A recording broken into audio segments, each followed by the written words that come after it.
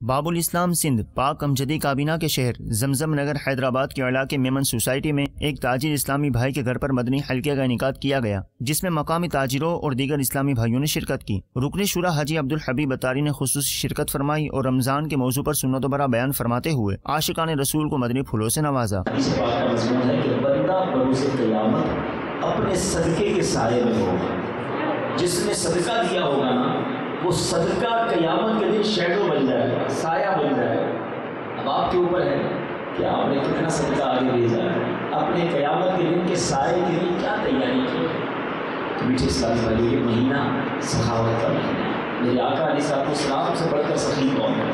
آپ تو ہر سائل کو عطا فرماتے، اس کے باوجود بی بی عائشہ رضی اللہ تعالیٰ عنہا فرماتی ہیں کہ جب رمضان آتا نا تو پیارے آقا کا دریائے سخاوت ایسے چلتا تھا جیسے تیز آندھی چلتی ہے۔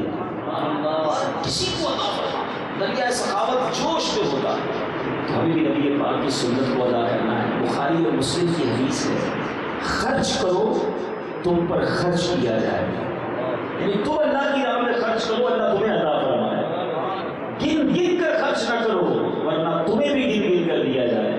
دوران مدنی حلقہ رکن شورا نے خوبصورت کلام بھی پڑھا۔ ادھر رکن شورا حاجی عبدالحبیب اتاری نے ایک اور تاجر اسلامی بھائی کے گھر پر تاجر اسلامی بھائیوں سے ملاقات کی اور مدنی تحریک دعوت اسلامی کا تعارف پیش کرتے ہوئے مدنی عطیات جمع کروانے کا ذہن دیا، جس پر تاجر اسلامی بھائیوں نے اچھی اچھی نیتیں کی اور ہاتھوں ہاتھ مدنی عطیات جمع بھی کروائے۔ دوسری جانب رکن شورا نے زمزم نگر حیدرآباد کے علاقے میمن سوسائٹی میں ہی واقع مریم مسجد میں سنت و بھرے اجتماع میں شرکت فرمائی۔ اس موقع پر نگران پاک امجدی کابینات اور پاک مجلس رابطہ برائے تاجران کے اسلامی بھائی بھی رکن شورا کے ہمراہ تھے۔ رکن شورا نے اجتماع پاک میں سنت و برا بیان فرمایا اور عاشقان رسول کو مدنی پھول بھی دیے۔